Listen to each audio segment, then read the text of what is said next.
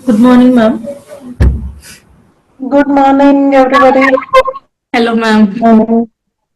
Hello, how are you? Good morning, ma'am. I'm, Yeah. I'm great, ma'am. Yeah.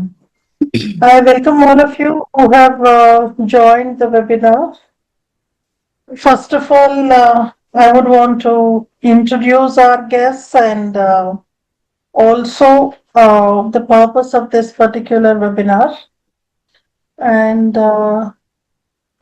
what are the modalities that you should be following in the process of this webinar. How exactly the students who are participating can interact with the panel. All those modalities I will be explaining to you in a couple of minutes. So, the overall time that the whole webinar might last may vary between 1 hour 15 minutes to 1 hour 30 minutes. And that is the scheduled time. So let me introduce myself. I am Sosin Reveller. I am the director of the Institute, Sosin Academy, as you could see at the back of my seat. And we have two members, faculty members with us. One, Mrs. Maulika. Uh, Hello. yeah, I welcome you, Maulika, to the webinar. And she has this, experience of more than 8 years. She has been teaching and mentoring students for UPSC, and she is geography faculty, optional geography. If at all any of you need services with regard to geography optional, you can approach us, and Madam can help you, guide you, whatever doubts you have. You may perhaps, get them clarified. And also joining us is Priyanka. Priyanka, I think you joined with two systems. Did you join with two systems? So Priyanka has been associated with us for a couple of years, and she has the experience of more than 5 years in the UPSC. So she is a faculty of IR and also a mentor who day in and day out, is dealing with clarifying doubts, etc., of the students. Yeah, that is as far as our personal, introductions are concerned. Coming to the flow of the webinar today, see the basic idea is. Not to bombard you with lectures and promotion. It's not that. Basically, because the prelim is approaching, it is only 4 months away from now, hardly the time that we have around 150 days, less than that, in fact. In this particular time, I'm sure with the new year coming up, mm, students must have jumped to exclusive preparation for preliminary. So we would want to give you some quizzes, some questions just to expose you to certain questions, and let's see whether you are able to answer them, how you are concluding on the answers. So each of us, the three teachers, we would be taking up we'll be giving you some questions, a couple of questions each in different areas of the syllabus, so that you'll also have an idea, okay, what kind of questions, because the questions that we are picking up for you are the most expected areas and the most expected patterns. Patterns are also very important, right? Some of you might be going through the PYQs as as a religious practice and all. So, as my teachers and myself, we interact with you, we will try to tell you several sources which are very important for you to deal with in the exam. So, we will have some MCQ based questions because prelim is mostly on your mind right now. So, two kinds of students we are trying to address. One is the ones that are going for prelim this year, so that we also would be giving you a couple of mains questions to ponder over, to think and to form structure. If at all you are willing to try, as we are holding the webinar, we may give a couple of minutes to you to write down your structures so that we will deal with a broader structure of the answer, and maybe perhaps we would be giving you some visual representations of how best you could have answered that particular question in the main examination. So, and then the second group of people that we have on our mind are the ones that are going to the 2027 exam. So if at all 2027 is the exam, how best you can steer your course and steer your preparation, etc. Now I would want Monica to begin with her questions in the MCQ mode, and the vital things that she would want to give insights to the students. And then myself and Priyanka would follow up with that. And yeah, that's where it is. I welcome you, Monica. Thank you so much, ma'am. Thanks for inviting me to this particular session and all. And a very good morning to everyone. So, as ma'am said, we were actually targeting the students who are focusing upon prelims this year, who wants to clear examination of 2026 ka UPSC, who wants to give a good mains attempt, and also the students who are going to give their attempt in 2027. They have a very big opportunity, because if they could able to interact with us in the mentorship sessions now, they'll be having little more benefit. Okay, so now coming to my discussion, I'm a faculty of geography and environment for GS as well, apart from the optional geography part. So today I would love to present you the questions of geography and environment in the prelims and also in the mains, and I'll also discuss about how the trends of the questions were being changing, and what are the basic sources that we need to stick upon when it comes to the geography and environment part. Okay, so let me just mm, give this presentation. Hope I could you could see my screen. So, guys, let's make this session more interactive, because the main intent of this mentorship is to make you people involved into the preparation to the fullest. And from this session itself, I would love to invite you to interact, talk, and then clarify your doubts and all. Okay, so now, coming to this part, I have picked up the questions from 2025 ka prelims itself. Okay, so students, I think you could able to see the screen. Please respond if you have any problem with respect to screen and all. Okay, yeah. Let's go with this question. This is a very basic question that comes straight away from the NCRT, but of course, it requires little application-oriented preparation of NCRTs. Okay, this was a question from continental drift theory. Okay, so it is asking about the which of the following are the evidences of the phenomenon of continental drift, and here are the three statements that were given. So as a student of basic geography, you can actually go through the options and you can answer the question. Can you please answer this question in the messages, or you can enable your mic and then you can answer the question. The statements are: the belt of ancient rocks from the Brazil coast matches with those of Western Africa. The gold deposits of Ghana are derived from the Brazil plateau when two continents lay side by side. And the Gondwana system of the sediments from India is known to have its counterparts in 6 different land masses of southern hemisphere. So, as a student of geography, as a person who has a good command over NCRT, this question will become a easier part. So, now the answer is actually all these three statements which were given are correct. So these are all the evidences of continental drift. But when it comes to the part that you learn in NCRT, You just look at these particular evidences with a different names, like the zigs of it, the glacier deposits, or the rock and sediments, or the matching of Mesosaurus kind of fossils and all.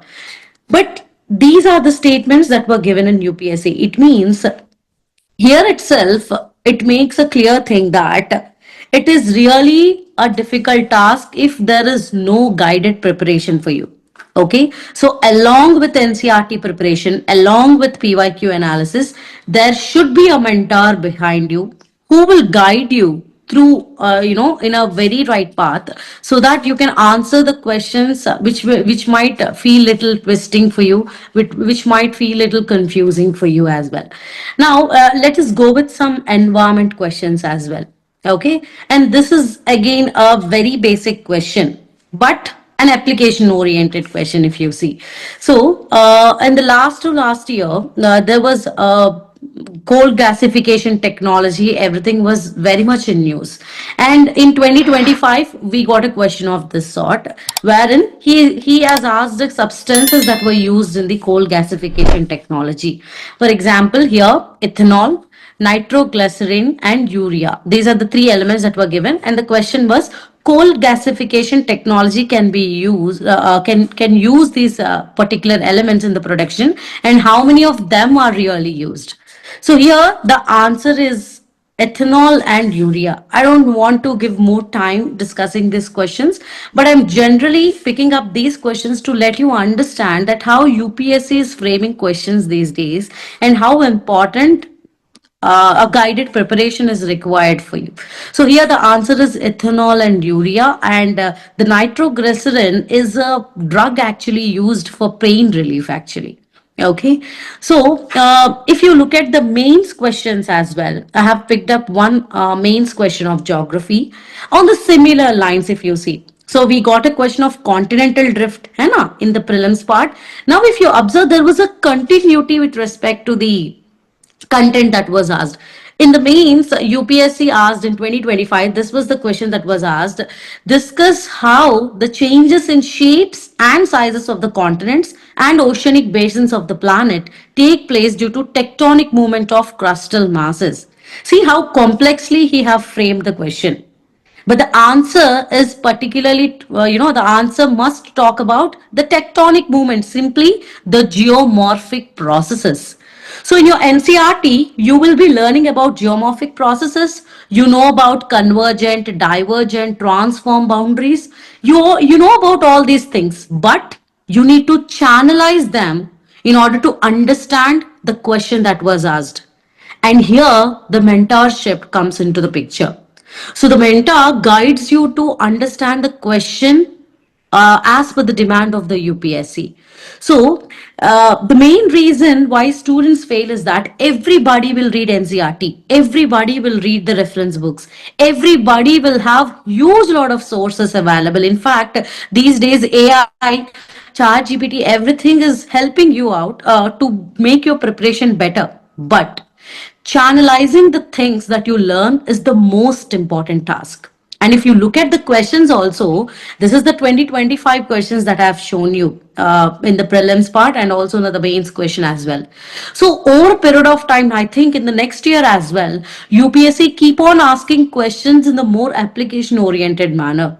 Okay, so for this, a huge lot of grip over the basics of that particular subject is important, and also you need to channelize them in a more proper manner, then itself you can nail this particular preparation.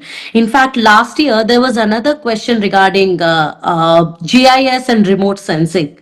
How could you expect UPSC asking a geographic information systems GIS ka question or remote sensing a question in your geography paper that is in GS1? So it means the trends of the questions were varying, and therefore a proper, organized, planned schedule and planned preparation, a strategic, smart plan is very much required to nail the subject or nail this particular examination. So basically, this question ka answer goes this way. The introduction, you will talk about the plate tectonics. In the body, you will talk about the movements, and the conclusion, you'll talk about how the changes in the shapes and sizes of the continents were happening.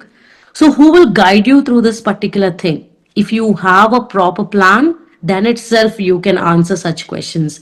Let's go with some environment questions as well. So, usually it is believed that environment is the most easiest part when it comes to mains. Okay, so generally in the last 5 to 6 years, we used to emphasize more upon prelims part of environment because 15 questions used to come from environment, and in the mains part we used to get around 2 to 3 questions from environment. But again, the trend started changing these days. If you look into the GS3 ka paper, out of 250 marks, if you look at the last year's or previous year's cut trends, 50 marks from economy, 50 from internal security, 50 from environment and ecology and science and tech, and 15 from internal security and disaster management. It means every subject has given equal importance. Earlier, if we think of GS3, everybody used to think of only economic development.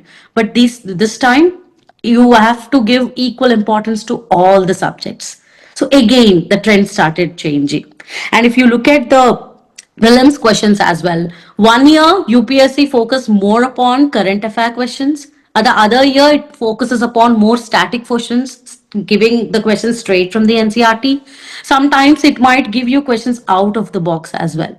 So when the changing trends were coming up now, so you need to have a proper guidance along with a strategy so that you can nail this particular exam. Okay, so this was the environment question I want to show you. This is a question about carbon capture, utilization, and storage. Okay, this is a very small topic, but there was a mains question in this regard. Monica, let us. Monica, can you hear me? Can you hear me? Hello, am I audible? Yeah, yes, ma'am. Yes, ma'am. Hello. Yes, ma'am. At this, can I ask? Can we take response from the students? The Yes, couple of ma'am. questions that Maulika has put. Did your answer? I can see some names like this, Durga, Ishita. So, did your answer coincide with what Madam has given you as an answer? Or was there a difference in what you concluded as answer and what Monica Madam has said? I hope most of you must have tried to answer these questions, right? Monica, can you share your screen of those questions? The Yes, ma'am. MCQ questions that you have done. Yes, ma'am. Narsa Reddy, can you tell? Yeah, please share. Please share. Yeah, yeah. Yeah, people, please. If the students can respond, if we are able to see the questions. I mean, I just wanted to communicate to you. We would see whether you are able to conclude and approach to the same answer. Yes, thank you so much, Ishita. Anybody else who has the answer which is different from what Madam has said? Because our focus is on them who are not able to come to a conclusion. Even the second question, if you could flash, Monica, can you show the second question as well? Yeah. Yes, ma'am. In these two questions, did the students come to the same conclusion as you can write in the chat box?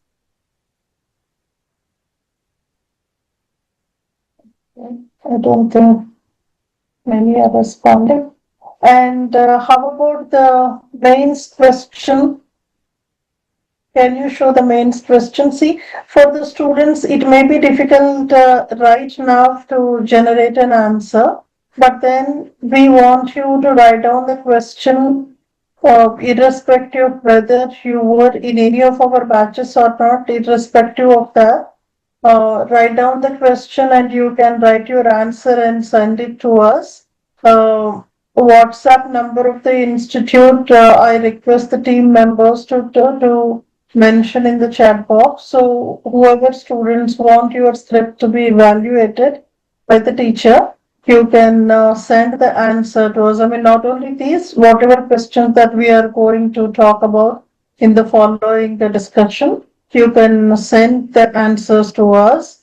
I mean, as such, madam has given a ready-made answer to you. You can take a screenshot of that as well. I think my picture is obstructing, I guess, no? The screen. No, Right? ma'am. I mean, on your screen, you can actually remove my picture, my screen there, so that they can take a screenshot of the entire content, right? Yeah, thank you so much. Thank you. Yeah, now I think they can take a screenshot. And now, please go ahead with the next question. We are all ears. Thank you. Yeah, ma'am. So, guys, so this was a question regarding carbon capture and utilization and storage. Okay, so this was also a question which is very basic in nature, and of course, it's a predictable question as well. And in the last year's papers, if you observe, particularly 2025 ka paper, it is more a current affair oriented paper. So the expectation from the for the next year would be a paper would emphasize more upon static parts or both the prelims and the mains part as well. Of course, mains mostly it would be current affair oriented, but prelims huge lot of many experts say that this time the paper would be more static. So it means for geography and environment particularly, the NCRTs and the PYQ analysis is the must do thing if you want to clear prelims this time. And for environment as well, you need to you need to have a good grip over the basics as well. So that was the thing that I want to share here. And now Priyanka ma'am will talk about economy and science and tech. And later on, I would share some important tips that were required to, go with the preparation part for the 4 months that were coming up. Okay.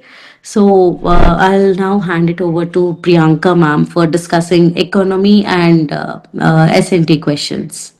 Priyanka, once you finish, we'll give a couple of my questions for the preliminary. Okay, you can do your questions. Okay, ma'am. Thank you. Thank you, Maulika, ma'am. I hope you have all understood how to approach geography as well as environment with the valuable insights from the experienced faculty that is Maulika, ma'am. So I would like to discuss in today's session regarding how to approach your GS3, that is uh, most fetching the subjects like economy and science and tech. So mostly we will get the questions in prelims that are up to 15 to 20 every year, especially economy, and it is one of the four major subjects, so we must concentrate on it. Science and tech for that matter too. Science and tech, it's easy if you know the basics. Economy, it's also easy when you know the basics. It's not like you need to buy heart. There is no factual information. There is factual information, but it is not like polity where you by heart lot of articles, lot of judgments. Once you understand the knack of the concepts like inflation, the simple demand supply, the market situation, if you understand the concepts, most of the questions, be it prelims or mains, they are basically application based. So it's very easy for you once you develop the understanding. Even the science and tech also. Many people leave the science and tech, but we know in the prelims, last 10 years especially, there are 10 MCQs, over 10 MCQs, including the basic sciences also. Apart, we leave diseases, biology part. Some people might find difficult, but we can manage it once we have a conceptual understanding. Developing concepts in economy and science and tech are the basis. You will study your current affairs on a year on before few months when you are attempting your prelims examination, and that is where the questions are. Like most of the questions, if we see the PYQs, these questions are basically, I'll share the screen and I'll ask students also to share their concerns regarding economy so that I can actually clarify your doubts regarding the same. I think you can see. Can you see any of the students, Durga or Ishita? Can you please answer me? Yes, we can see, we can see. Yes. Thank you, ma'am. Yes. So I want to Children discuss. smoking. So I wanted to discuss the basic things. And Ishita and Durga, I personally know both of you, so you can ask me any of your doubts regarding GS3 before we start. Mentorship. In the context of mentorship, we are discussing this.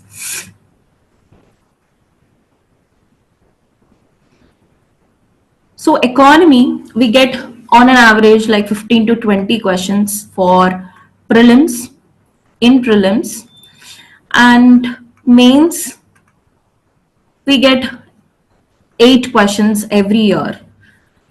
Is someone talking? So if you see the 2025 question paper, it is application based. Prelims paper I'm talking about. It is application based questions, but all these are based on the context of current affair. There will be current affair related development, whether it is a G20 session where the leaders were talking about de-dollarization and rupee internationalization. And in the context of current affair, why the leaders were talking about Indian rupee, why India is talking about Indian rupee, we get to know this context. I'm getting a little disturbance. Can students unmute, sorry, mute if it is possible. So Indian rupee, why it is, why it need to be internationalized?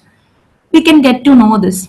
But what if internationalization happen in the context of economy? When you know the subject of economy and the basic understanding of balance of payments, when you understand these concepts, there will be linkage of current affair to the static syllabus which you have developed in your GS classes.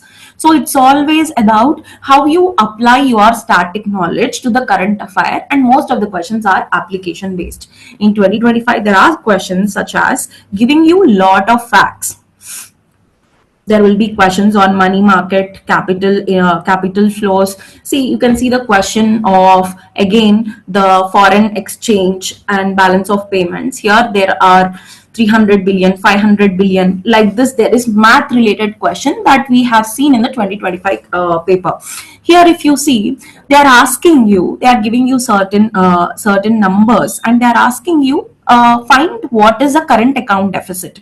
When, how can you solve this question is when you know what is current account deficit and what is a deficit, what are total receipts, what are capital receipts, what are current account receipts. In a way, basically you need to know about the budget. Okay, so that at that point of time you will understand how to approach this question, how to basically see and calculate current account deficit. And the numbers are not that technical, it's not a CSAT paper, but these are like sudden surprises that we can see in the examination. But once, if you understand your macroeconomic NCRT classes, as well as there is one more NCRT, which is Indian economic development, and from that NCRT, from last 10 years, every year there will be 2 questions from that NCRT.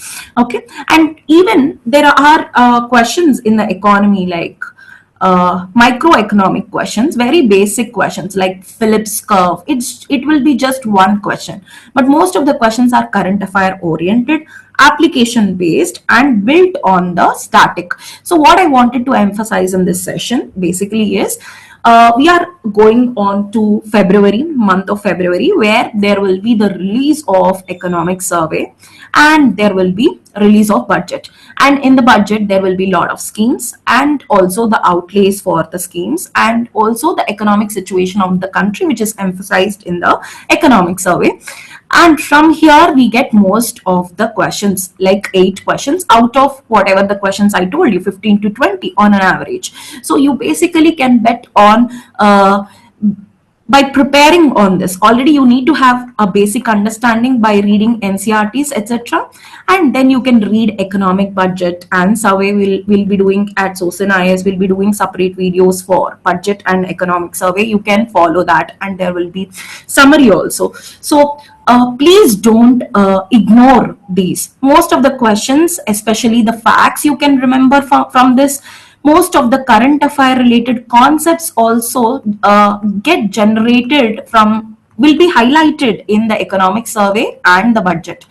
So students who are very much worried about how if the economy is a difficult subject for you, you can basically start from now and you can develop that understanding through economic survey and budget. Now, before addressing the questions, quickly, I wanted to know or share or understand whether students have any concerns, so that I can address those first and go to the questions.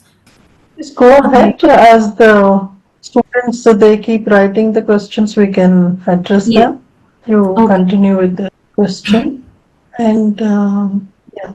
So the questions that I have taken are based on the current affairs in 2025 and also based on the PYQs, the model PYQs, and any subject for that matter. I would advise students first read the PYQs. When you read the PYQs, what you will get to basically know is how the questions are being asked, how, on what basis they are being asked. And when you read a particular topic, whether it is a newspaper or whether it is economic survey, till what extent, till what depth and breadth you can read, that will be understandable. It's not like PYQs you will throw in the last. So basically start from the PYQs, and that is how you develop your basic understanding of syllabus, and your preparation will be good. It's not like in the end you will do it. Okay. So first question I wanted to emphasize is regarding internationalization of Indian rupee. It was very much talked about from the RBI since 2022 framework statement it has given for internationalization of rupee. So internationalization, why it is important? Balance of payments. In balance of payment, we want less deficits, less current account deficits, and more capital account receipts we need to have. And whatever the exports we send to the other countries, they are less, and what we have is more imports. And right now it is more important in the context of Trump imposing sanctions on India, that is 50% tariffs, and the future bill that he is going to that he is introducing, that is 500% tariffs and Russia sanctions. See how international relations context is basically bringing us to the same concept in the economy. It is basically how you apply current context to the static subjects, and you can basically understand how questions will be asked in the UPSC. So here the question is asking, what are the benefits? So it is, you need to see the benefits. Reduction in the volatility of rupees exchange rate in the short run. When you understand what are the benefits of internationalization, it means the other countries will open the accounts like Ostro accounts, where they can put a separate account and they can maintain the Indian rupees in that account, and people, whether it is exporters or importers, without the need of dollar, they can basically do the transactions of trade in the Indian rupee. So this is why we wanted to move away from dollar. Okay. And why we wanted to move away from dollar? Because in US economic situation, many times we see in the newspaper, it itself is not in a good condition. And moreover, because of the sanctions that are imposed by the Trump, all these is a big nuisance to the world. Even the BRICS, even in the BRICS summit, G20 summit, most of the leaders like BRICS leaders, Brazil, Russia, India, China, and South Africa, we talk about de-dollarization. So context you will get from the current affairs. So here, let me make you understand reduction in the volatility of rupees exchange rate in the short run. So here it is being emphasized that in the short run there will be volatility if we focus on Indian rupee based trade. Then reduction in the need for maintaining large foreign exchange reserves. Reduction in the exchange rate risk for Indian businesses. Can anyone answer this question fast? Let it go wrong, but please do answer. At least a couple of you, if you are answering, we would have an opportunity to understand where you are actually going wrong. And if you got it right as well, you just indicate so that the speaker can go ahead to the other questions. So what I want Priyanka to say is where the student might actually go wrong in drawing a conclusion. You can give your answer. Yeah, Durga mentions it as D.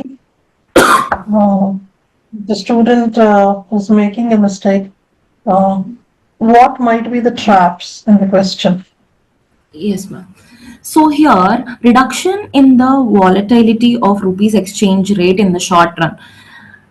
See, you might think the purpose of bringing this transaction rupee in international transaction is to reduce the volatility, because there is a lot of volatility of Indian rupee because when it is compared to international currencies. So you might think, yeah, it might not be the case, but in the short run, when a lot of countries, especially we are watching for US and Australia, Japan to do and accept Indian rupees, there will be lot of inflows of rupees into their economy, and there will be lot of capital flows also like FDIs and FIIs in Indian rupees, and this is the time when there will be more volatility to the rupee in this context, especially in the short run.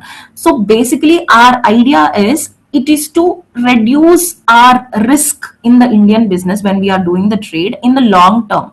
Idea is in the long term we will move away from dollar, and where our currency will be less fluctuated. That is the purpose. But in the short run, there will be a possibility that there will be more volatility to our foreign exchange reserves that we can see. And RBI for that matter also have given a caution that we need to do this in a very cautious way, that introduction of Indian rupee in the international transactions. So this is where I think the students, when they know the concepts but they don't understand a particular current affair in depth, that is when they can actually make a mistake. And second one is basically, second option I mean, is basically talking about reduction in the need for maintaining large foreign exchange reserves. Why we are maintaining dollar, why we are maintaining other currencies is to mask ourselves from devaluation of Indian rupees over a period of time, and that is a purpose. Now if our rupee become internationalized, we don't need to maintain that much amount of reserves, especially in the terms of other currencies. So second option will be basically the objective of entire aim. But I think in the students' perspective, it is the first option where they are mostly going to put a wrong answer. So that is what I feel. And students, you can ask a question or you can basically give your answer in the chat box so we can understand. I hope you understood this. Yes, why are you thinking D is the answer? Reduction in the need for, yes, okay. In the short run, yes, 1, 2, 3, it is the correct answer. Fine. So I think let us see the second question also. Consider the following information regarding financial instruments. And every year, UPSC asks from capital markets and money markets 2 to 3 questions in the prelims exam. Treasury bills, equity shares, and commercial papers. These are securities, and basically in your classes you might understood what is a capital market and money market, and this is where capital and money markets you need to focus on for the prelims exam, and they are especially prelims based topics. So who are regulating them is the question, and these kind of 3 column based questions are coming in the exam. So you need to prepare well and practice. Even if one column there is some wrong answer, it means it is wrong. And you also need to see this kind of question tags, that in how many of the above rows is a given information, correct or incorrect. You are seeing that nowadays UPSC is focusing on statement 1, 3 kind of statements, column based questions. These are different variety of questions, and especially in the economy, as I told you before, facts, numbers, these are being mostly focused on. So I would ask students to focus on that. And when it comes to this question, can anyone answer this so that we can discuss this question? C. Good. The cold. Okay. C is the answer. All 3 is the answer. Okay. See, it's easy, but in the question paper, I want the students to be conscious about the answers they are putting. 3 columns are not that easy. So treasury bills, it's a money market. It is a short-term instrument, and it comes under somewhere like zero coupon bonds that RBI floats on behalf of the government. Money market is always the short term, and treasury bills are short term. Equity shares is a capital market. FDI, FII, all these come under shares. All these come under capital market, and capital markets are basically regulated by Securities Exchange Board of India. And I want to say one more thing regarding this. And students, whichever subject it is, whether it is polity or environment mostly and economy, they need to concentrate on these kind of bodies whenever they are reading. Securities Exchange Board of India, when it is formed, what is the purpose of it? In the I'm digressing, but in the environment, the Central Groundwater Board, these are the questions always come from. So focus on the authorities and bodies also, and when they are formed, have a basic understanding. It will be always helpful. Commercial paper, it is also a money market short-term instrument, and it is regulated by RBI. So yes, all 3 are correct. These are the financial instruments and financial market based questions. Here also UPSC asks this kind, prelims have this kind of question. 1 to 2 questions are focused on these kind of instruments, financial instruments. Fiscal policy, monetary policy, every year you will get 3 to 4 questions again. So here you can see the external account of an economy shows the following data for financial year. Here we are talking about current account deficit of the economy. Current account deficit is basically the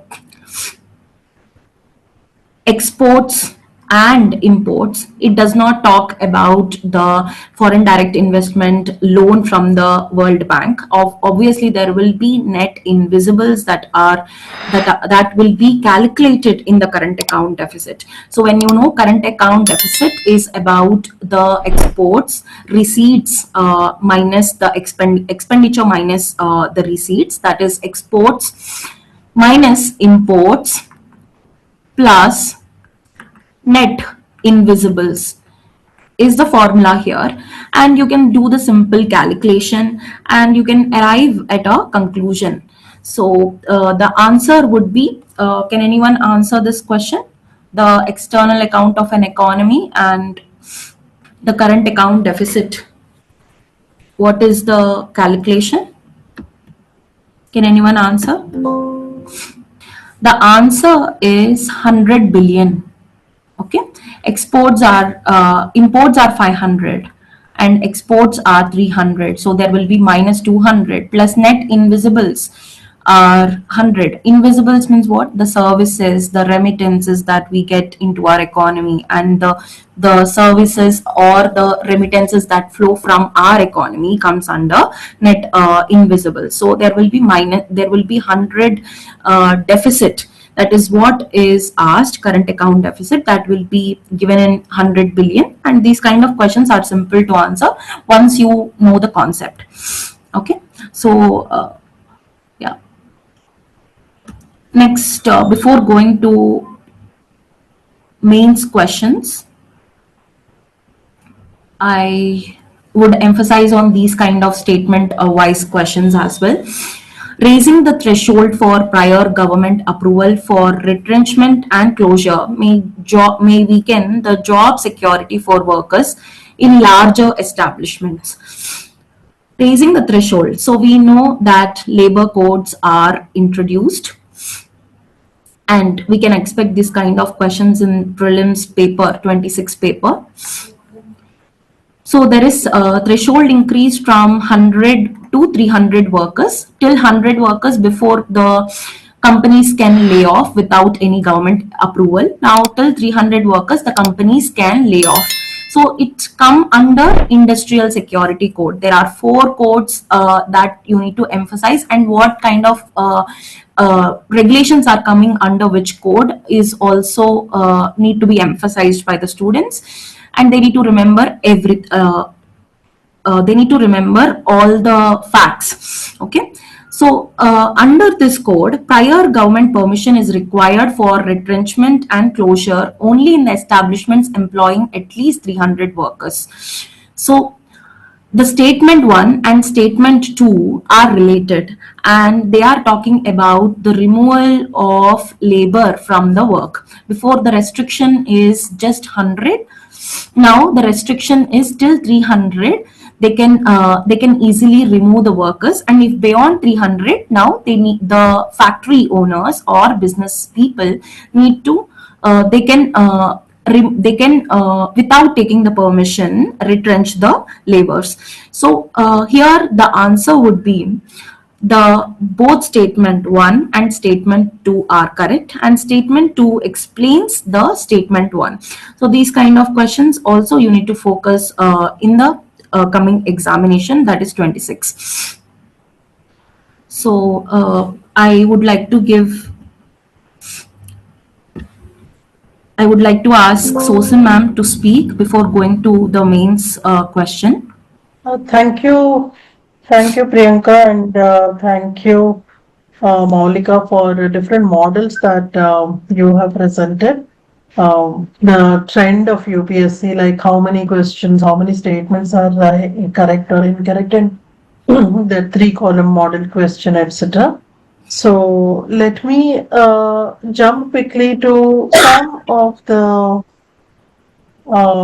So Priyanka, you stop sharing the screen for some time, for a couple of minutes, until which time I will share the screen for the questions.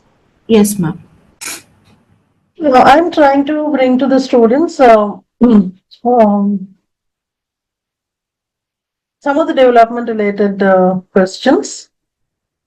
So this is one, aspirational districts and aspirational blocks model. Please confirm if you're able to see.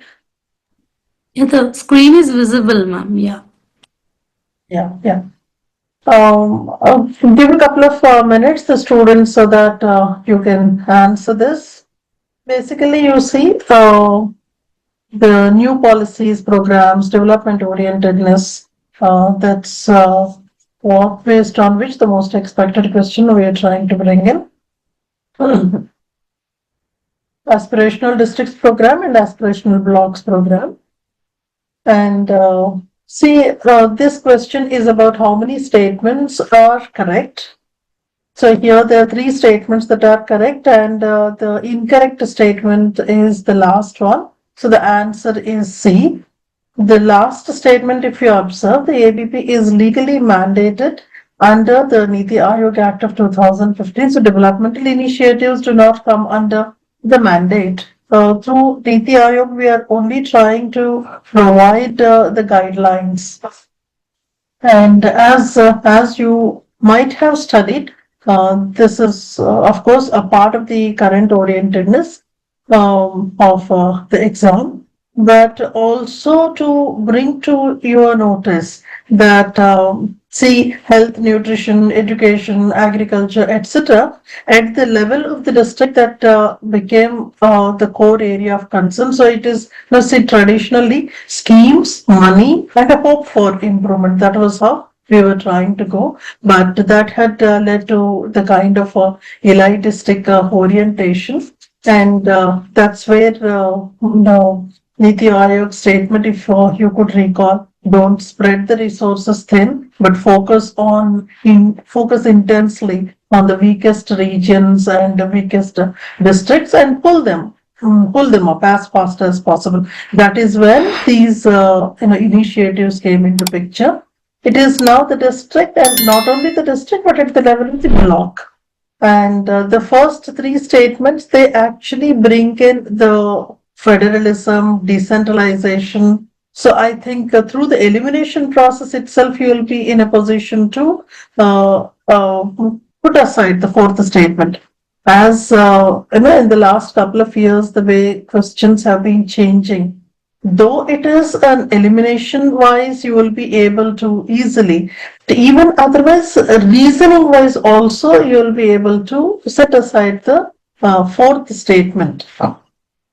Let me also take you to the other question.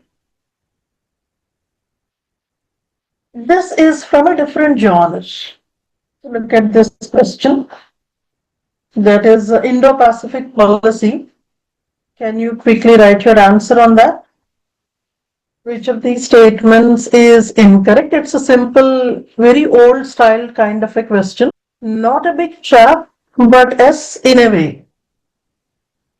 We are talking about, see, if somebody is very clear about the concepts, you can easily identify the incorrect statement, that is number 3, where it is clearly mentioned that formally Indo-Pacific approach was a strategic framework approach towards the NATO.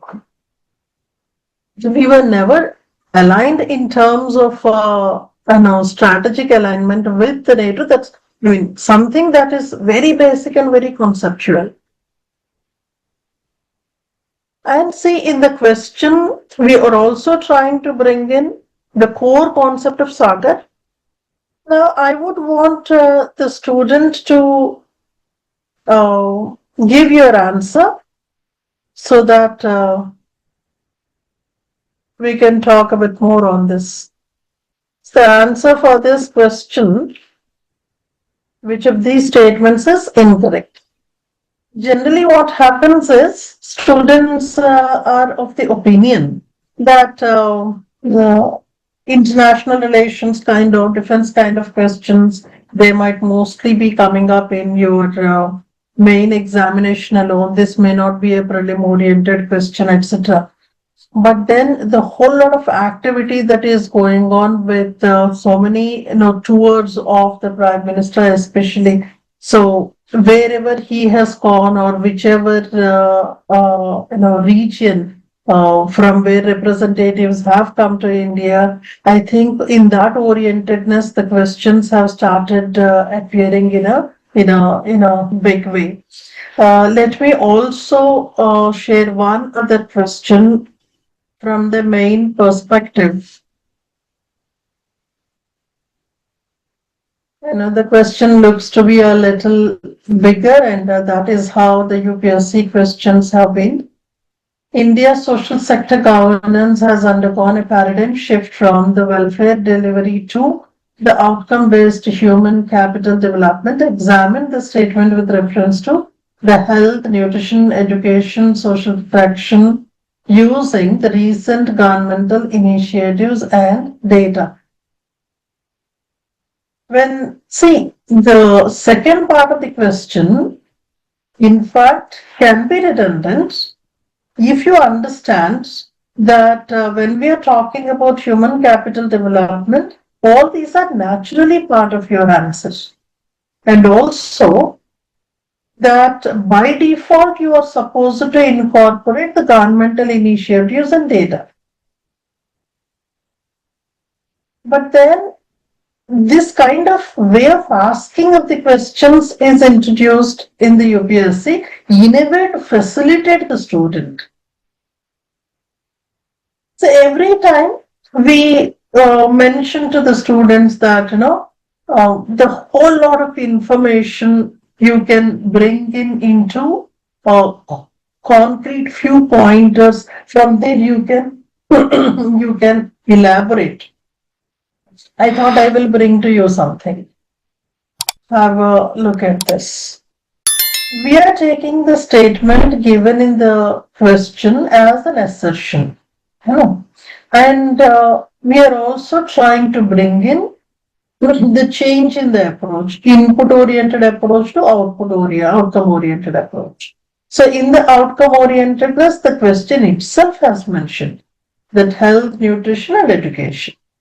So in the health, nutrition and education, what are the major things that you might perhaps bring in?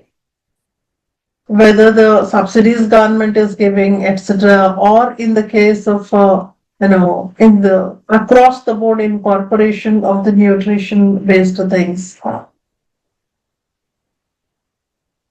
And on specifically education, you can expect different questions. That's that's an altogether different way of looking at things. But then how the orientedness of the government has changed. It is not simply a hope-oriented one, and how much of investment has gone into the welfare delivery.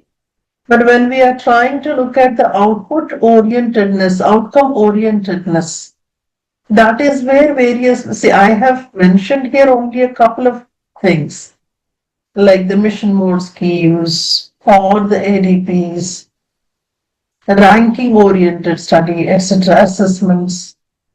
So I think there's a huge paradigm shift.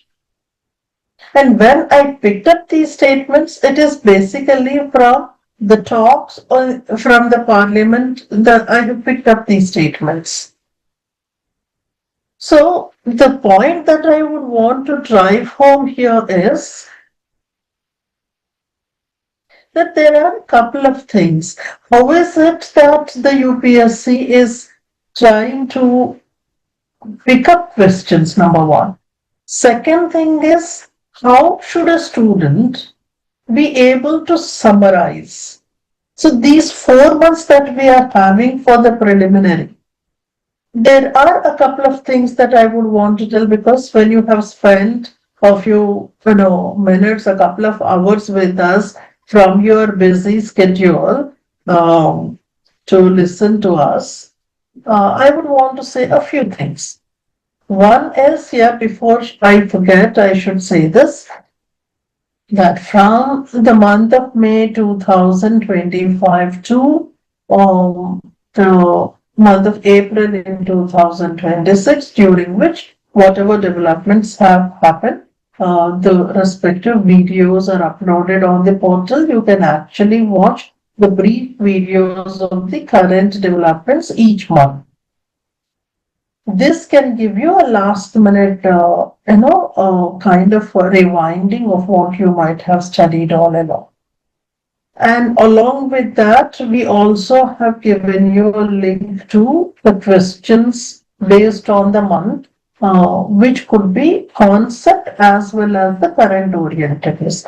As Madam was mentioning a little while ago, how the kind of change or evolution of the questions that is happening, current and static orientedness, that has been the nature of the UPSC. Don't think that last year a particular pattern was there and hence this year they are going to repeat or not repeat, etc. You keep in mind that it is both, whatever concept. So for example, Priyanka Madam was trying to talk about the foreign trade related statistics and question wise, or the formula wise question that she was giving. These are the kind of innovative questions that you can see in the UPSC. Something that was not asked previously, that is where we are trying to tell you that see, there can be a change in the thinking. See, what we generally believe is the point where student stops thinking, UPSC starts thinking from there. So you can also expect, she has given a simple formula based question. You can also expect a complete graphical representation followed by, they may also give you from which kind of an index based formula you are supposed to get your answer. So you will have to go a couple of layers into the details and study, because that is how, whether it is the economic survey or any governmental documents, they are becoming much more academic centered, and hence it is. And always make it a point that you try to represent things in the pictorial way, so that you are able to say more information, more facts in the limited time. This is when it comes to the mains orientedness. When I said mains orientedness, etc., I want Priyanka to talk a bit on the main related questions, a couple of questions or one or two she may pick up. And also, Priyanka, I want you to talk about the general approach the institute has been following for the last few years in guiding students in the mentorship. I also am pretty much happy to see several of our previous students who were a part of the mentorship and other GS programs that have joined. I would be very appreciative if you could say, the students could say a couple of statements about how the program was helpful or not helpful, where it was positive, if at all there was anything that you thought that, okay, we could have strengthened in this particular way, so that in the upcoming programs we will be able to address those nuances as well. I welcome Priyanka to talk on the main related question and also give us the schematic idea about the 6 or 7 months program that traditionally the organization does. But let me also tell you, the students who are watching us on the YouTube, just in case you missed out the webinar and you are watching this in the social media, but it is not simply a full-fledged systematic program that we do. We also try to address the student based on their specific requirements. As the exam keeps coming up, all the gray areas start to blow you off. And you are in an utter confusion where I should focus, where I should not focus, etc. If those are the kind of questions that are bothering you, feel free to approach us right away in the chat box, or if at all you are watching this video a little later, you can approach us to the numbers given or by writing to us in the mail, etc. I welcome Priyanka to talk. So we have already discussed the prelims questions. I would quickly discuss the basics of answer writing of GS3 economy. So as I told you that the questions will be around 8 in the GS paper 3 pertaining to economy, and mostly in the subjects like agriculture, industry, services, and also the recent developments with respect to employment, unemployment. These are the questions like gig economy, we can expect a question, labor codes, we can expect a question. Okay, so what I wanted to say is, for any question, I would ask the students to basically introduce economy questions with kind of definition or a fact or any quote or figure from economic survey or they can start from the committees. This is a basic understanding we have. In the recent years, labor market outcomes in India have failed to keep pace with the economic expansion. So this is the static part. This is the basic current affair statement that we already know. But the question is not about the labor market outcomes. It is the theme on the basis of which we need to address a question, that is discuss the underlying causes of unemployment in India. Most of the important thing that most of the students can fetch is they can develop their GS3 economy fodder or content by every day reading the current affair, and you can basically use the static also. GS3 is all about the current affair. As much content you have and you know the present what is going on, you know all the reports, you can easily ace this GS paper 3. That's what I wanted to say. So here there are different parts in the question. First, you need to address the question is that it is starting from the word discuss. Discuss the underlying causes of unemployment. It is as simple as that. Most of the people read this and they leave the question. They don't know how to answer the question. But this is a general statement that on the backdrop of it, if you can build the answer by keeping it, that is well and good. And most of it comes from daily answer writing practice. Okay, so here introduction, you can discuss about what is unemployment, or you can discuss about the recent reports like labor force participation report. What is the rate of labor force participation? That is what the basic introduction that anyone can write in the economy paper. Then in the body of the answer, you can directly say about how unemployment you can directly start with how unemployment is increasing in India, and what are the causes for this unemployment. You can again talk about any committees. You can talk about how employment is important for economy.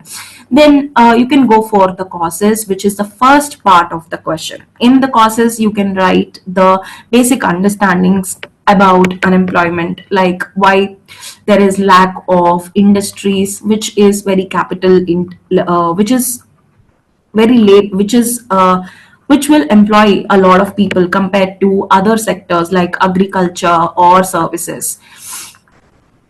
There is a missing middle in the economy, that is industries. You can focus about that. There is a lot of skills mismatch in the economy. There is no, and you can also connect it to demographic dividend as well. You can start your introduction with demographic dividend if possible, and how unemployment is basically affecting the demographic dividend. You can connect various different aspects also. And here also in the causes, you can write about lack of higher education and lack of women participation in the economy, lack of investments, lack of ancillary industries in the rural economy, lot of seasonal unemployment that is there in the rural economy. You can focus about all the general things that we study in the economy part. Then you can, this is the first part of the question. You need to go about addressing the introduction, basic introduction, then first part of the question, that is causes. And then to what extent, the second part of the question is highlighting that to what extent can these be attributed to the deficiencies in India's structural transformation? To what extent these are the causes for India's structural deficiencies in structural transformation? What is structural transformation here? You already might have known that we don't have the industries contributing more to our GDP, more to India's GDP compared to services. You can compare industries and services contribution of the GDP as well as employment rate or the people that are employed in the each of the sector, and that is what highlight the structural deficiency. And you need to basically substantiate the question with, in the second part you need to substantiate it with how lack of investments in especially the labor intensive sectors. What are the labor intensive sectors? Like footwear, textiles. You need to focus on that kind of industry industries, and you need to say that these industries were not, especially MSMEs, these industries were actually in the informalization because of lack of proper investments and the reforms, and there is a lot of technological upgradation, and there is introduction of technology capital, the technology causing the structure, the frictional unemployment. All these things you can highlight in the second part of the question. In the third part of the question, that is suggest reforms to promote job rich growth. What so it is telling basically job rich growth. So here what we need to understand is how we can create a new kind of employment, what kind of schemes the government is bringing, or new labor codes the government is bringing in order to encourage the employment. This is what, in the current orientedness and also having the basic understanding of the static part, you can answer the economy questions. And as much as you develop your content regarding the facts and reports, basically answering the economy questions is very easy. On that note, I would like to take the questions from the students, if at all they have on the economy, or I want the students to answer any of the doubts regarding the mentorship. Guys, actually, so far our intent is to present you how the questions were being asked, be it the questions that were discussed by Susan ma'am, or the geography questions that I have discussed, or the economy questions that ma'am has discussed. So we three were actually ought to tell you ki how the questions were being asked in UPSC. And now I would like to know what are the expectations that you people have attending this meeting. Durga, Ishita, Reddy, Nairaja, Nivita. We have many people attending the session. Please speak out because this was a session where we need to address the queries that you were supposed to listen or that you were actually expecting. So, so far we have presented the things that we had, and now we would expect you to talk. We want to hear from you the doubts that you have, the queries, or whatever things, ఇప్పుడు వరకు whatever things that you have gone through. Have you understood them or not? Or if not, what was the problem in that? And what is the expectation of you attending this program or this session, particularly the workshop session? So we want to know that. Please respond if you have any doubts, or what are you actually planning to do? Are you giving your 2026 ka attempt or 27 ka attempt? If it is 2026, what are the things that you are expecting from this mentorship program, and what is the basic benefit of you picking up this program, or can you do a self study if you're not going through this mentorship? If you want to go for self study with respect to prelims preparation this year, how would be how it should be, or if you have doubts of that sort, you can go, you can shoot out the questions now. Please ask. You have an opportunity to unmute yourself, I guess, so that you can ask the questions. Tejashwini, we have Durga, Ishita, Neeraja, Nivita. Please speak out if you have any questions, or if you don't have questions, also fine. You can tell that as well. See, unless until you interact in the session, you cannot have the benefits of the session. Yes or no? Ishita, you can just unlock your mic rather Yes, than ma'am. responding in the messages. You can just unmute your mic and then you can speak. Yes, ma'am. Yeah. Ishita, are you having any doubts? No, not only Ishita, Mauli- we actually personally know her, so we are just asking her the doubts or whatever things, and everybody else have the same opportunity to talk now. Yeah, Ishita, please go on. No, ma'am. As of now, no doubts. Okay, so you Ishita, can. can you tell me 1 second, ma'am? 1 second. I'm sorry. Hmm. Uh, Ishita, can you just tell me how mentorship program have benefited you and what it had did to you? Can you talk about the difference of your preparation before the program and during the program? Sure, ma'am. So before joining the mentorship program, I was lost. I was really confused what to study after what subject and what topics to prepare for in a planned manner. And um, after joining the mentorship, my mentor Priyanka ma'am had prepared a good plan for the whole preparation year with every week she gave me what the units I have to study, and after each subject, which is the best subject to go for, and she explained me the sources which I can study from. And also, she used to explain every single question in the test she used to conduct uh, per week. She used to conduct 3 tests for me, and sorry, 2 tests for me, and so she explained me how I can approach every answer, mains or prelims. She also told the trends that have been following by the UPSC, and so that has really put me up in a good path. I can say that. So yeah. Yeah, Ishita, that's wonderful to hear, Ishita. And when ma'am picked us for the mentorship and all, we had gone through various stages of screening in order to pick us as a mentors for you. And obviously, the schedules and all prepared were student specific as well. That was the main important part.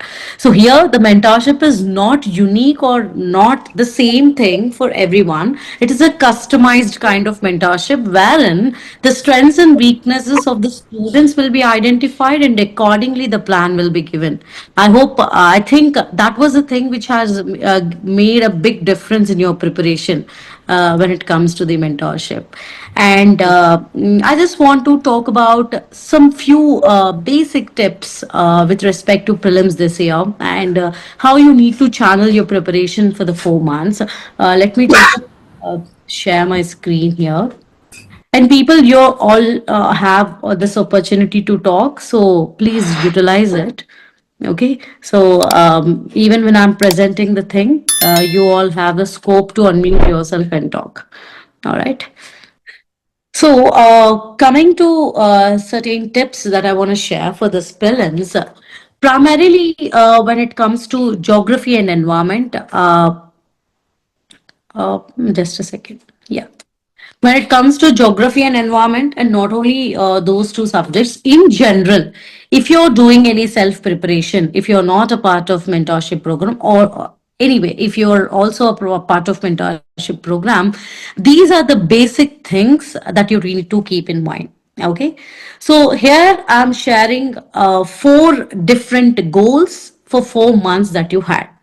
In the first month, that is in the month of January, obviously you will be you'll be busy with various things because you'll be involving into the festivals. You won't have a proper time, and this particular time is the time when you can use to decode the UPSC thinking.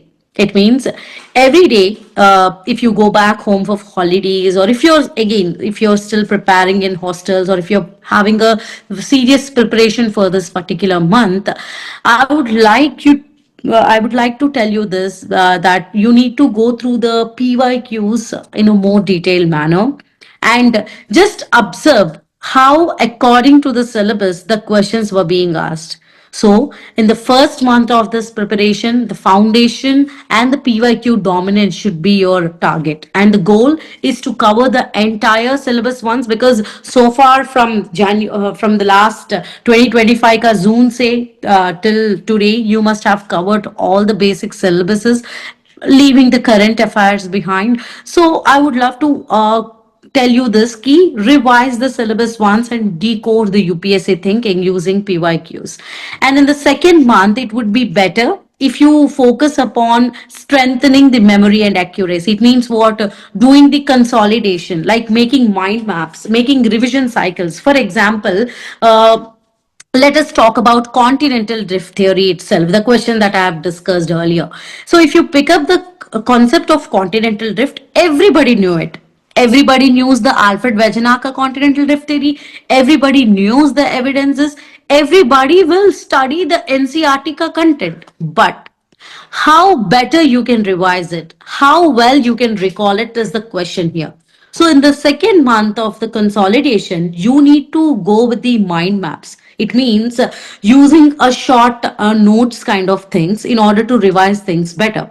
And if you are a part of mentorship program, this task will become little easier for you, of course. If not also, you can make the mind maps of your own. You have ChatGPT, you have various AI tools these days to make your preparation or to make your preparation more better, more easier. And in the third month, you need to go with the advanced elimination techniques, weak area attacks and all. It means here, along with the 2 months plan that I have given, the goals that you have set, obviously you will be writing the test series. So every time when you give the test, it is quite a natural thing that you will score little less in the starting tests. Okay, probably you might score between 40 to 70, or you might score more than 70. Things will vary. Now, in the third month, that is in the month of March, when you enter, be aware that you should at least score between 70 to 90 when it comes to your GS prelims paper. And please remember, if you're not at a stage to gain such marks in your what you say called mock exams, better not give this attempt. Don't give an attempt just for the sake of experience. You can get the experience if you write mocks as well. You need not to give the main UPSC attempt. The main problem comes with the students is that they keep on giving the attempts. If it is a first attempt or second attempt, they just try giving the attempt just to understand how you will feel or how you'll experience that UPSC pressure. But later you will regret that key, I have given 2 attempts, I still failed, and this kind of demotivation will be there. So unless until you are prepared enough, do not give the attempt. And how can you feel that you are prepared enough? Number one, the core part of the syllabus should be covered. You should know the PYQs. You should have a consolidation notes, and you should give a significant amount of mock tests. And in the last month, you should prepare your mind. The final polish, the psychological control is something which is important here. You need to have that mental strength, or you can say that confidence to give your performance, a peak performance on the exam day. So you should prepare your mind to habituate, to that exam stress and all. So these are the four major things apart from preparation, apart from tests, apart from current affairs, apart from the subject strategies and all. These are the key tips that you need to keep in your mind when you're giving this attempt of UPSC. Okay. And people, if you have any questions to ask, please take your time to talk now, because see, we were requesting you to talk because if we can know the demands from your side, then it would be much better to interact with you. And it is quite a advantageous thing that we have only few people who are in the live session, because most of the students, there are hundreds of students who will attend the recorded sessions and all. And when the live session was going on, you have the scope to talk to us. है ना? So please talk about if you have any questions, how to prepare geography, how to prepare economy better, how to do my self preparation. If you are part of mentorship, then you have a different doubts. If you're not a part of mentorship, then what are the things that you need to do? So please go on, ask whatever questions that you have. Thanks for sharing the valuable insights for the last 4 months. I think many of our students will get benefited about what are the tips that are shared by Maulika ma'am for the last few months preparation and the mindset that we require. I completely agree with it. And I thank Ishita for speaking about mentorship. Rather than speaking about what mentorship has done to her, she's just speaking what I had did. It's not about individual mentors. I wanted her to speak about what is the difference the mentorship that had done to Ishita. So keeping that in the mind, Students, if you have doubts regarding mentorship program, you can ask me quickly. And any doubts, as Maulika ma'am asked you to raise, you can raise it in few minutes. Then I'll walk you through the 7 months mentorship course that we have in the academy, so that all students who didn't even join can get benefited out of it. And one more thing is we have prelims test series also for a very less and less amount. So you can take the benefit of, out of it by enrolling into the test series. So over to students, they can ask anything regarding mentorship program, regarding test series, regarding any subject doubts and preparation. Thank you. Can I know the students who are attempting the 26 examination? Who are planning for 27? Can I get to know your answers? Students, this is the right time you can ask the doubts regarding the examination. So I would like to discuss, as there are students did not raise any voice. There is 7 months mentorship in the institute. So this 7 months is both prelims as well as a mains mentorship, and in that you will have bi-weekly tests, and you will have one-to-one discussions for 1 hour, and more than that, we never restricted that it's only 1 hour discussion. Here, what will be discussed, not just your test scores. What will be discussed is how you are approaching the subject, where you are in your subject, what is your understanding over all the syllabus, and we will encourage you to do the PYQs along with studying and also attempting our test series, which are part of mentorship program. And this is 7 months mentorship program. Without essay also you can take, without ethics also you can take 6 months mentorship program. And there is always rolling out of new batches every week, so you can enroll into mentorship program if at all, if you want to give your examination in 2027. And students who are preparing for 26 prelims, you can also be part of this program, where the program will be tailor made especially for prelims. Okay, we'll take the same syllabus which is part of our mentorship and we'll tailor made it to the prelims exam. And the subjects that you are going to choose, whether it is economy or science and tech which you want to clear, or first you want to write your tests off, you can start whichever subject you like. It is not the scheme which is designed for everyone. It can be modified based on the strengths of the student and their level of the preparation. And in these 4 months of the preparation, the focus will be prelims test series will be giving you. There will be personalized doubt solving sessions, and we will also make you understand what is your level of accuracy in the prelims and how many questions you need to attempt based on your past test series and the test score.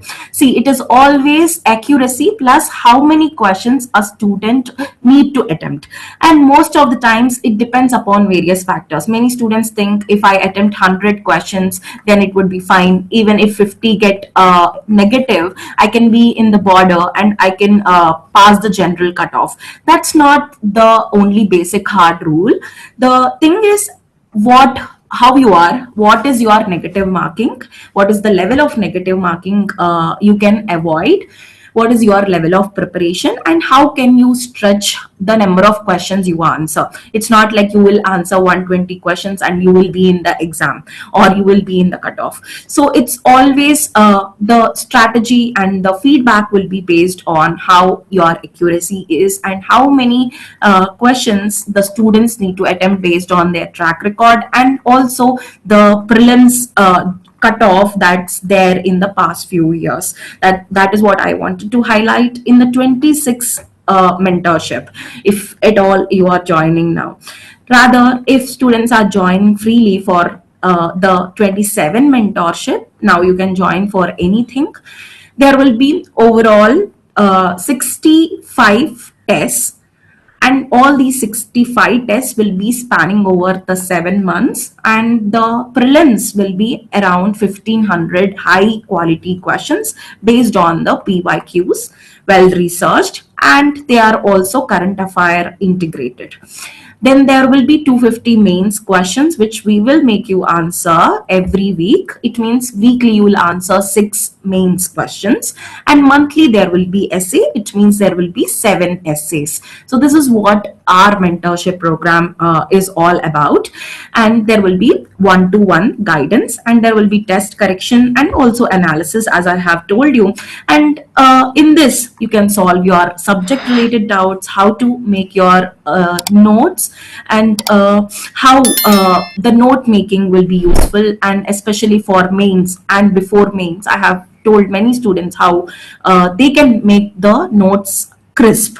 Okay, and revisions also will be possible. There will be time gap given to you in order to revise your past subjects also, and it is both prelims and mains oriented, and this is what the mentorship program is about in a nutshell. And students, I guess if you have any doubts, please ask regarding mentorship and also regarding prelims exam. Neeraja Rajivan, yes, ask me your doubt. You can type or you can even speak by unmuting yourself. Neerja, you can unmute yourself and then you can talk. So whoever is present here, you're all part of mentorship. Few students are part of mentorship. Yeah.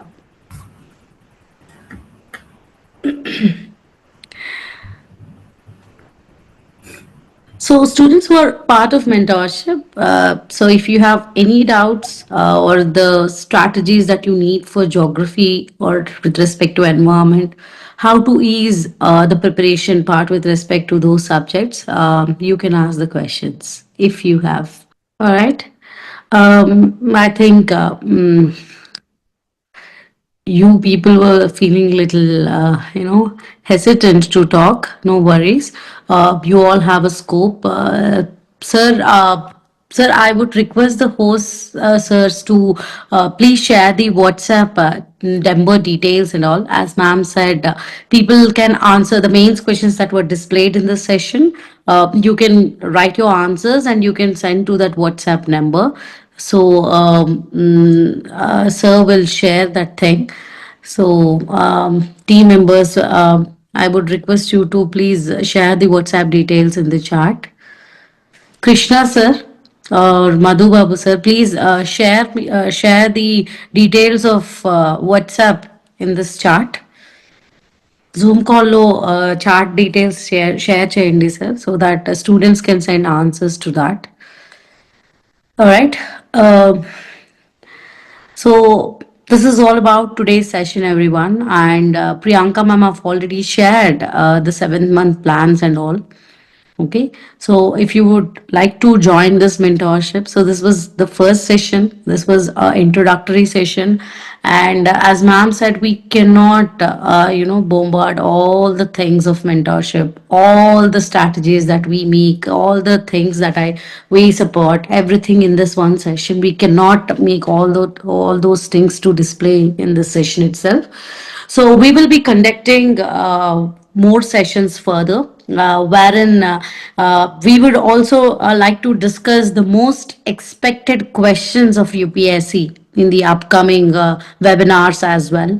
Please do attend. And when it comes to the sessions of this sort, particularly the general studies, mentorship kind of sessions that we are conducting, it is very much important for the student to interact. I do understand that you are hesitant, you're not okay to talk now, you might need a personal guidance, etc. So yeah, Neerja, you can actually unmute yourself, or else, yeah. Ma'am, I'm currently doing a message, so I have no idea about to make a timetable. So Neerja, so you're trying to give your 2027 ka attempt then? Please unmute yourself. And please speak in the language that you're comfortable in. Okay, Hindi or English. Acha, traveling. Fine. Yeah, please tell me. So you're giving 2027 ka attempt, isn't it? So when you're pursuing a master's degree and parallelly if you're giving your attempt for UPSC, uh, yeah, Nirja, are you there? She's traveling, so please answer. Yeah. So if you're doing MSc and if you're trying to give 2027 attempt, and the mentorship program will be the best thing that you need to opt for. Because when you're having a major task in front of you, and parallelly if you wish to give your attempt of UPSC, you definitely need a guide to do your weekly plans, your monthly plans, your preparation strategies, the tests and all. So yeah, mentorship will definitely will help you if you trying to give 2027 K attempt, because the channelized preparation is very much necessary for UPSC these days. Okay, because the questions were changing a lot year by year.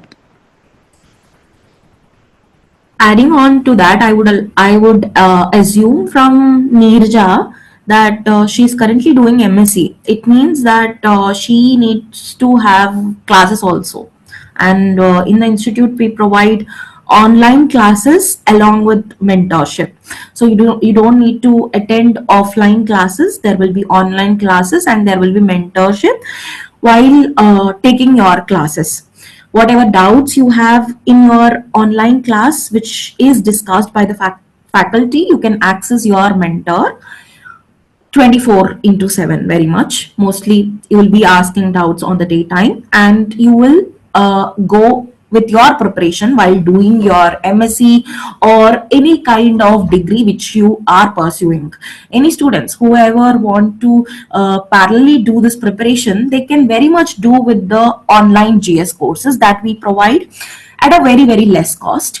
And yeah, and there is a added mentorship attached to it. You can access mentorship program also while taking the online classes, and that is a added advantage. You can save your time, your years of preparation, and you can actually plan your attempt in a better way by taking this program. And whatever the timetable that you have asked, first, there will be introduction of UPSC to you, how you can prepare and how you can make your plan, what is the available time to you after you are doing your general classes that you go every day. Based on that, how you can plan yourself, what subjects you can take up initially, what time it will take to finish a particular subject, GS subject, the syllabus, everything will be helped by you for you by a mentor, and you can prepare your plans accordingly. Okay, I hope both Maulika ma'am and me have answered to your question, Neeraja. And any other students and also Neeraja can further ask your doubts. We will, as I have discussed regarding mentorship with you, and we have solved some of the doubts, we guess we would wait for 1 or 2 minutes and we would end the session now, and we will continue these sessions every month regarding the strategy preparation, subject wise analysis of most expected questions. We are going to do YouTube videos for it. I would like to say students to follow the YouTube channel. And moreover, there is a SOSIN SOSIN website where you can access questions which are made by AI, and students who are preparing for 27 examination, you can right away start your answer writing preparation, which will be helped by AI. So you can use SOSIN AI also in your preparation at a very less cost by accessing it onto SOSIN IAS website. Students, you can ask questions for few minutes, then we can end the session after answering. Okay, then we'll end the session. Can Maulika ma'am, do you want to speak anything before ending the session? Okay, thanks for all the students who have joined this. Yes, ma'am, please talk. Yeah, guys, that's it. So we would be conducting more sessions further, so you can have the doubts and all. Um, Thank you, everyone, for attending this session. I think we have delivered the intent of this particular session today. We'll meet further. We'll have a sessions regarding what do you say called the most expected questions, how to deal current affairs, how to channel your preparation and all. Some pre-webinars will be conducted. And thank you, everyone, for having your time for this session. Thank you. Thank you. Take care.